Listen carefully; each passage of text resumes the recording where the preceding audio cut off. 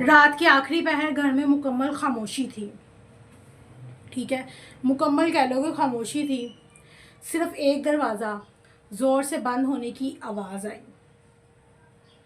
ٹھیک ہے, ایک نوجوان لڑکی غصے میں اپنے والد سے کہہ رہی تھی, آپ میری زندگی نہیں سمجھ سکتے.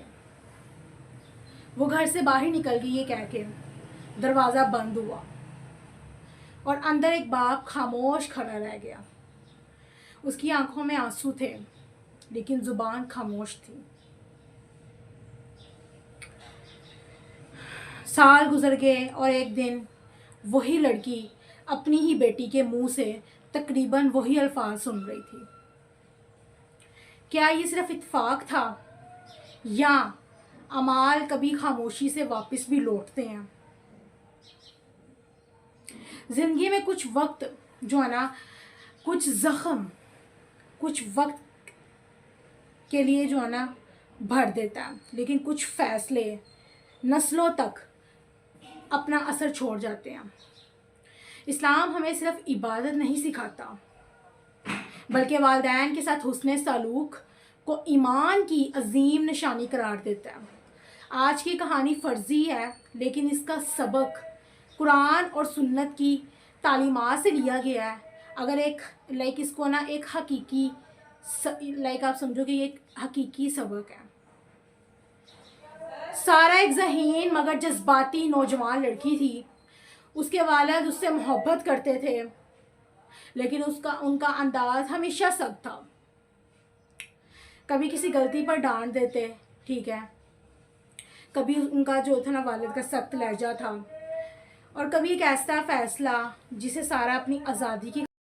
والد کا انداز بہت زیادہ سخت تھا. کبھی کسی غلطی پر ڈانٹ, کبھی سخت لہجہ, کبھی ایسا فیصلہ اور کبھی ایسا فیصلہ جسے سارا اپنی آزادی کے جو ہے نا خلاف کنسیڈر کرتی تھی کہ میرے جو ہے نا پاپا کا ہمیشہ جو بھی فیصلہ ہوتا ہے نا وہ میری آزادی کے اپوزٹ ہوتا ہے. ٹھیک ہے, آہستہ آہستہ اس نے جواب دینا شروع کر دیا.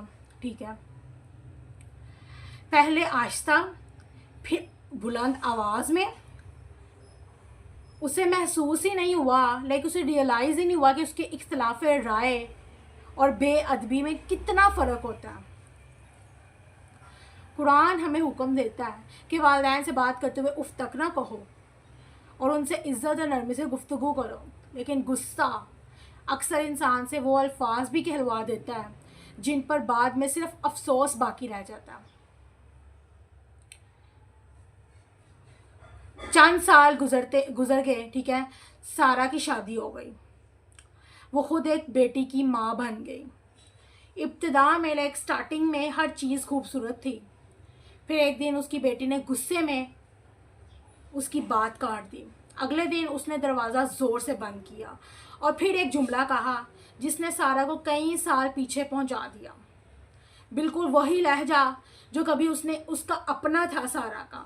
اسی لمحے میں اسے اپنی والدہ یاد آ گئی, وہ ماں جو اکثر خاموش رہتی تھی اور ہر بار گھر کا ماحول خراب ہونے کے باوجود اپنے بچوں کے لیے دعا کرتی تھی.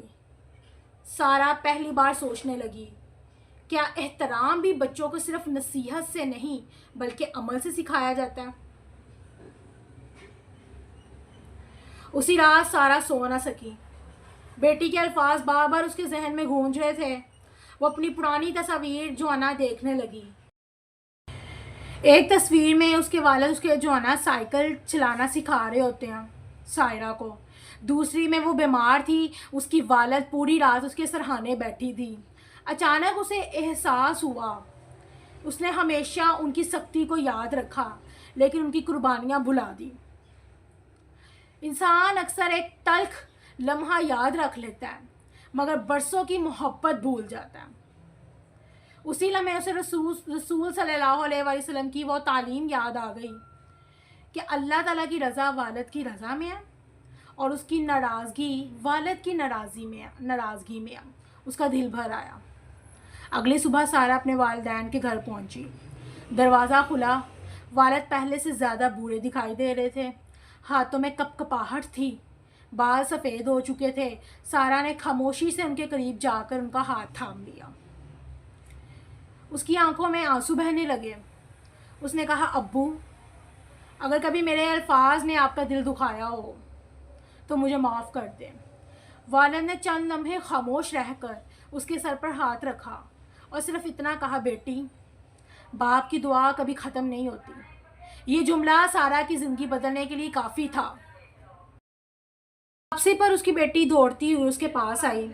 سارا نے پہلی بار غصے کے بجائے اسے گلے لگا لیا۔ اس نے محسوس کیا کہ بچے صرف ہماری باتیں نہیں سنتے، وہ ہمارا رویہ بھی سیکھتے ہیں۔ اگر ہم اپنے والدین کے ساتھ عزت سے پیش آئیں گے تو ہماری اولاد بھی ہمیں دیکھ کر یہی سیکھے۔ اس دن سارا نے اپنے گھر میں ایک نئی روایت شروع کی۔ ہر فرائیڈے پورا خاندان ایک ساتھ بیٹھتا، اپنے والدین کے لیے دعا کرتا اور ایک دوسرے کا شکریہ ادا کرتا کہ گھر کی فضا آہستہ آہستہ جو ہے نا بدلنے لگی۔ یہ ایک فرضی اخلاقی کہانی تھی، لیکن اس کا پیغام قرآن و سنت کی حقیقی تعلیمات سے لیا گیا ہے۔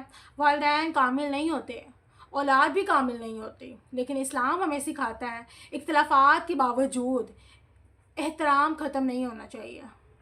غصہ وقتی ہوتا ہے، مگر ایک سخت جملہ کبھی کبھی برسوں تک دل میں رہ جاتا ہے۔ یاد رکھیں، آپ کے بچے آپ کی نصیحت سے پہلے آپ کا کردار دیکھتے ہیں۔ اگر آپ چاہتے ہیں کہ کل آپ کی اولاد آپ کا احترام کرے تو آج اپنے والدین کے ساتھ وہی احترام اختیار کریں جو آپ کل اپنے لیے چاہتے ہیں۔ اور جب تک والدین زندہ ہیں ان کے ساتھ نرمی، خدمت اور دعا کا موقع ضائع نہ کریں، کیونکہ ایک دن ہم صرف اور صرف یادیں جو ہے نا ہمارے ساتھ رہ جاتی ہیں۔ اللہ تعالیٰ ہمیں اپنے والدین کی قدر کرنے، ان کی خدمت اور ان کی ہمیشہ دعا کرنے کی توفیق، ان کے لیے ہمیشہ دعا کرنے کی توفیق عطا فرمائے۔ گائز اپنے یوٹیوب چینل کا انٹرو کر لیتے ہیں۔ السلام علیکم ورحمۃ اللہ وبرکاتہ۔ امید کرتا ہوں سب خیر سے ہوں گے جی۔